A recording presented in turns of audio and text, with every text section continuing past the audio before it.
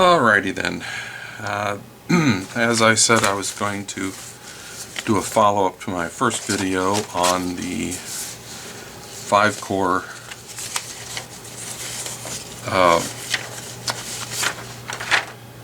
AM/FM shortwave radio, and that we were going to do some mods on it. I've been doing some testing, and it's not going exactly as well as I was hoping.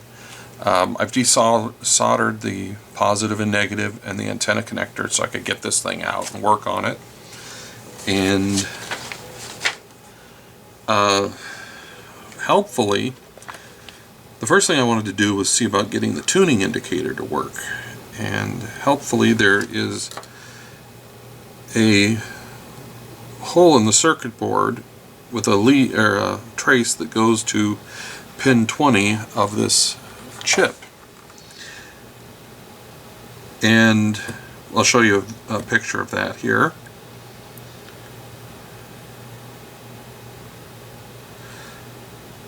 So I've soldered a piece of wire to that, and I pulled up the data sheet for this. Oh, and by the way, it doesn't look like this thing supports stereo. It seems like it's just a mono radio chip.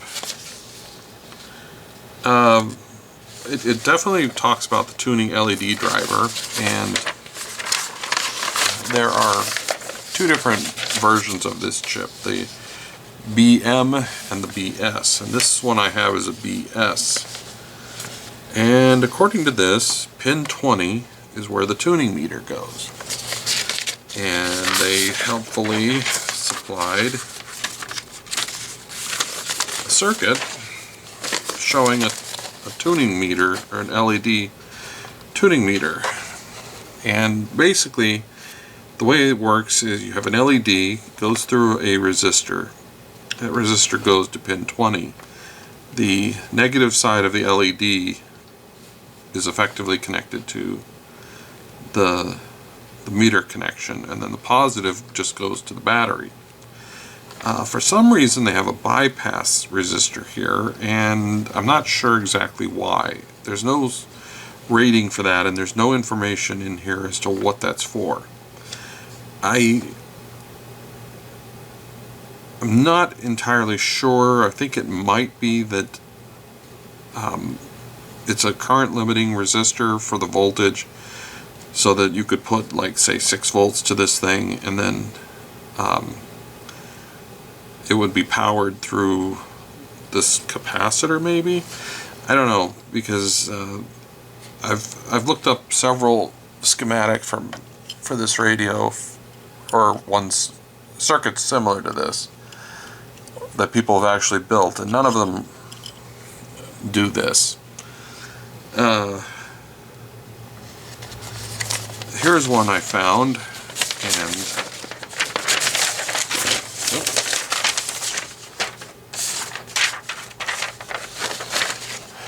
right here, and you can see that pin 20 goes to an LED through a resistor to power.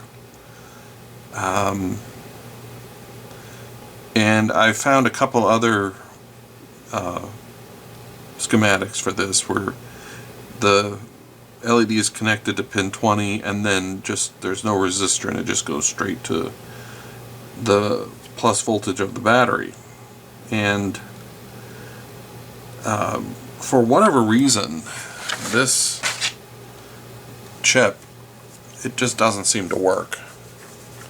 So the tuning meter just comes on, and it's just on. And I've looked throughout the data sheet. There's nothing about this needing to be enabled or something.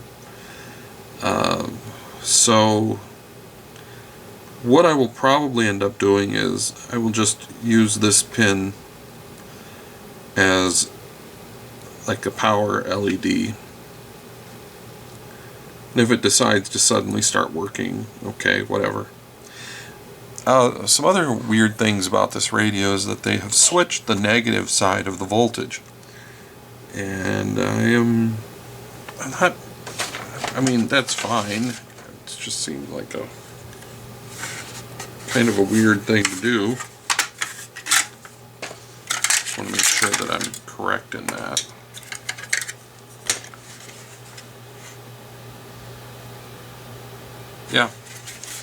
Yeah, they're switching the negative voltage. I'm probably going to change that. I'm going to swap this out and switch the positive. Since this thing doesn't use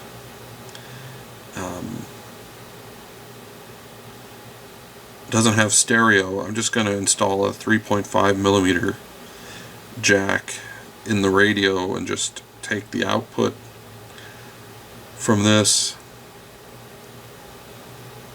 and then just switch it through just a standard FM socket,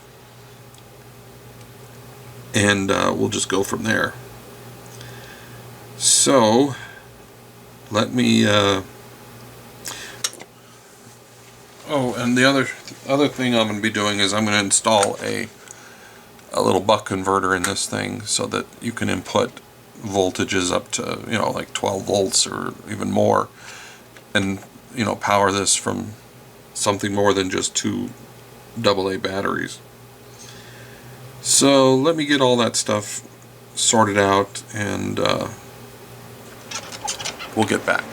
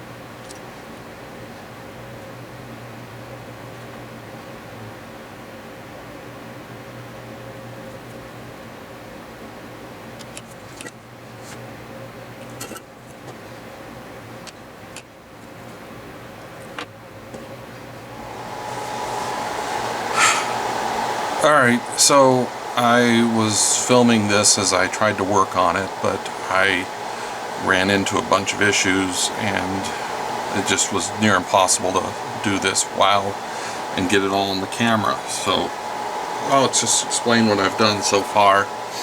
Then I gotta do a circuit. I gotta draw up a circuit of what I did, so someone else could probably repeat it if they were so inclined. But basically what I did was I disconnected the negative from the switch, moved the positive over, and then connected that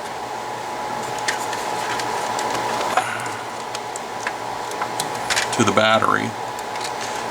And then there's a small buck converter. Let me get all this on screen.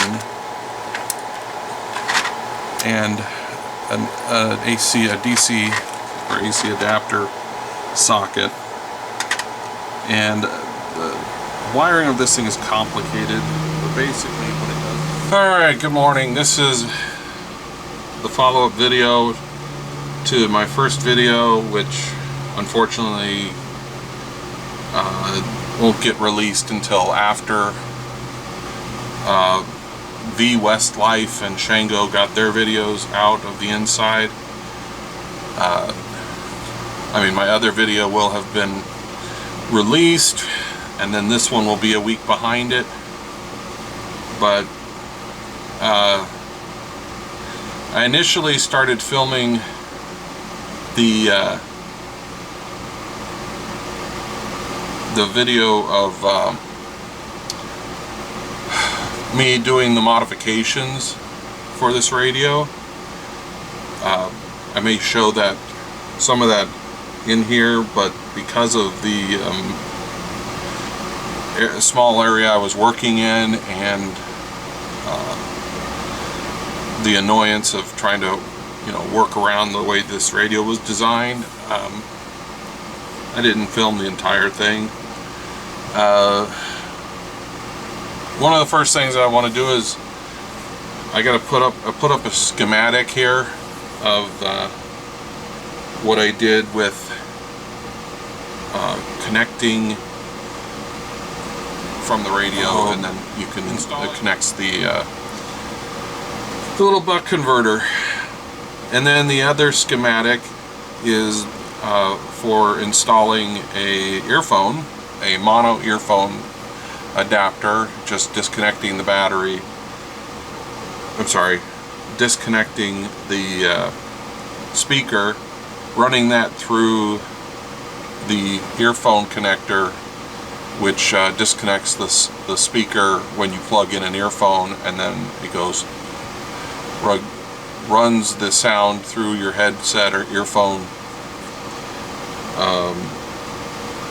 And also I installed a LED on the meter, which was just pretty simple. You just hook the negative of the LED to pin 20, and there's actually a hole in the circuit board for that of the IC, and then you just run the positive side to the radio side of the power switch. And also I switched out the power switch. I put the positive on the switch, and the negative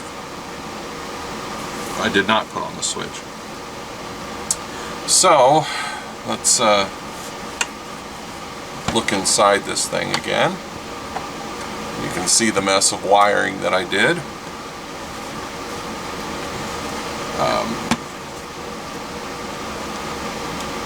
Let's see if we can zoom in a little bit.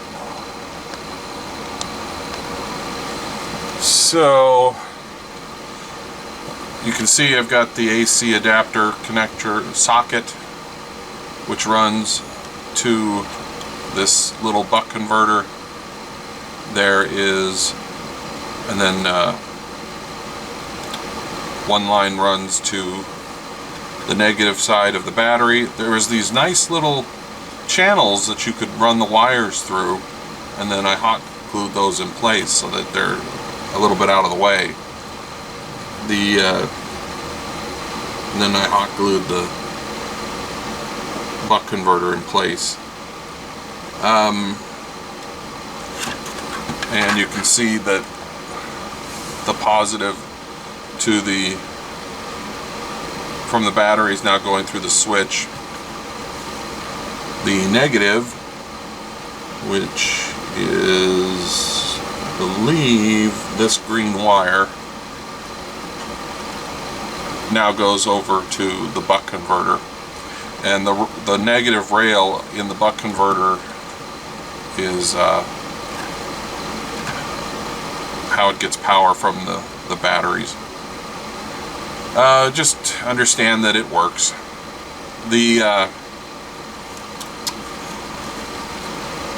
I drilled a hole halfway between this line and this logo, which just came out on the other side of this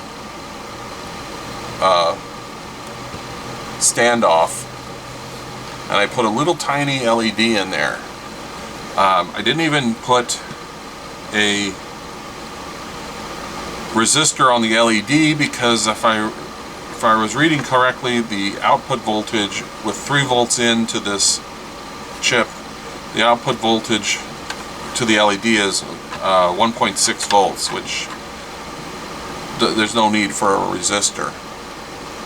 I know I said earlier in the videos that I couldn't get this to work, and strangely enough, I could not get it to work on the bench, but once I had everything together, it works fine. One thing I saw in Shango's video was that his antenna had broke off from the circuit board. Apparently his radio got dropped, and he installed the antenna into this backwards, which the orientation of the antenna doesn't particularly matter, but he did cut his wires, and he was complaining of what do you call it, selectivity issues, which I don't know, that may be if he didn't connect his wires correctly. I mean, I would hope he was careful about such things, but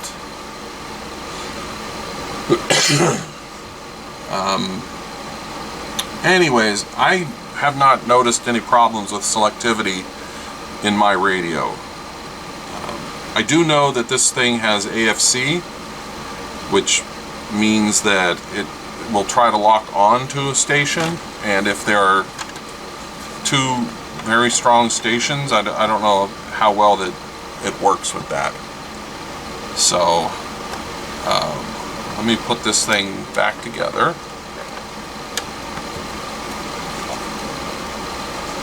And you can see there's where my AC adapter plugs in on the back, in the same hole they have marked, and my earphone connection is on the side here, and it's a mono connection. I took off the protective plastic coating for these labels, which look a lot better, and so let's turn this on. And what are we on? Let's go with AM.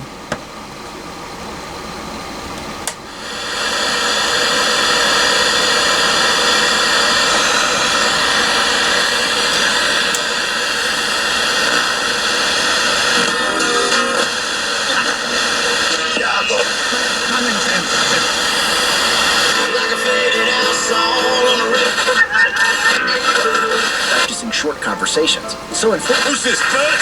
The ones who get it done. I've noticed that I'm Emilio. I'm a program this manager seems to work better at night, weirdly. But you can see that it in static it does dim. If I turn it to FM, oh, it was FM. Sorry, it was FM that it. Okay. love what we do.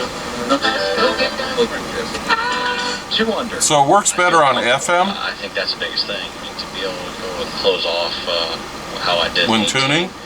I feel like that alone just gives me that.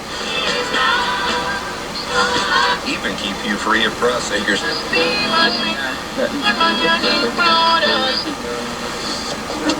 p.m. out time.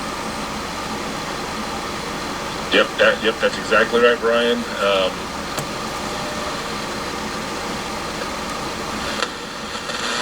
And 9172.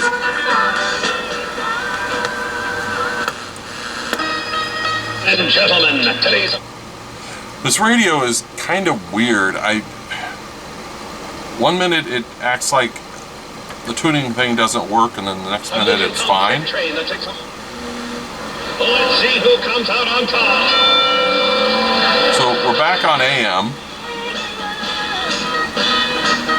Sponsor of Salem Communications in this station. We don't have any more. And the tuning eye is working fine. With the options when it comes to the news and what really matters, Brian. So that's why. Now we'll go to FM.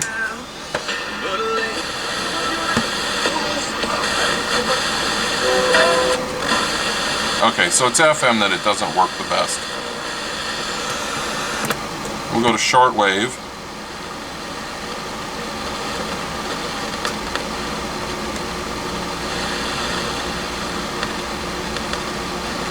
And there's nothing on shortwave. This is daytime.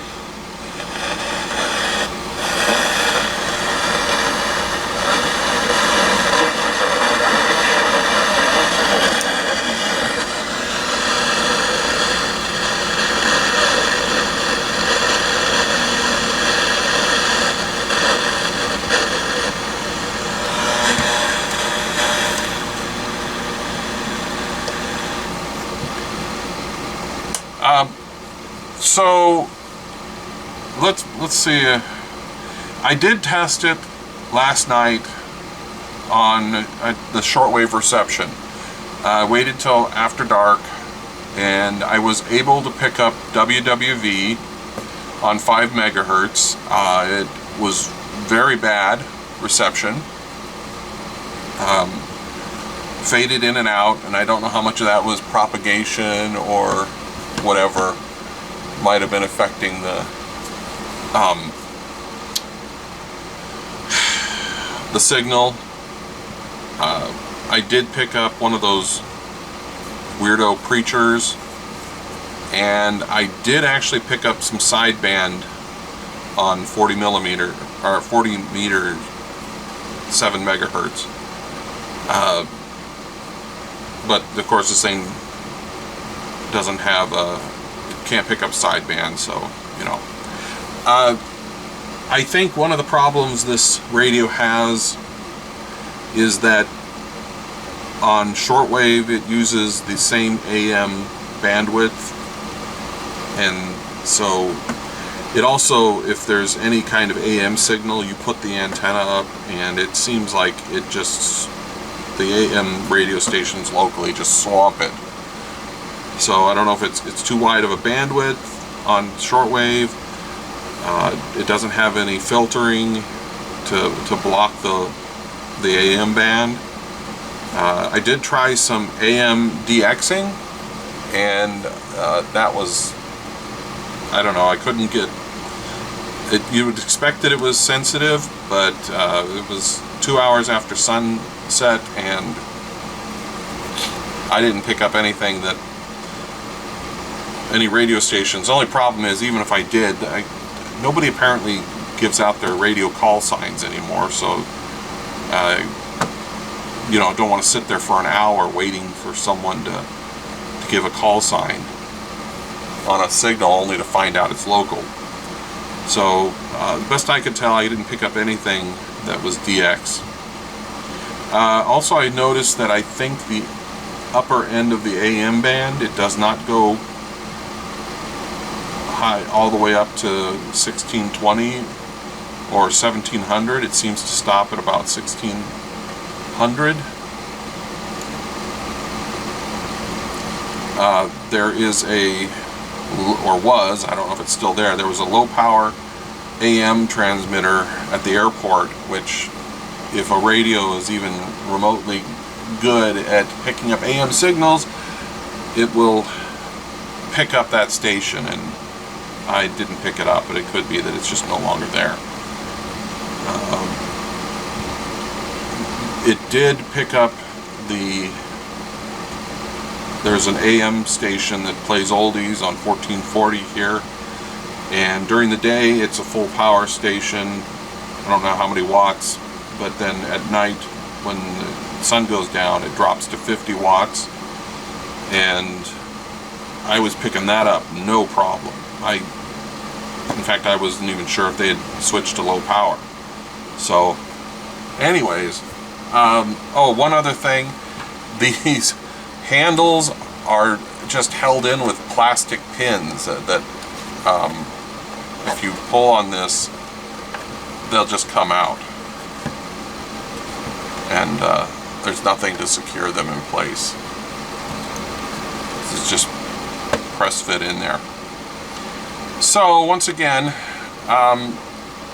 those are the modifications I've done.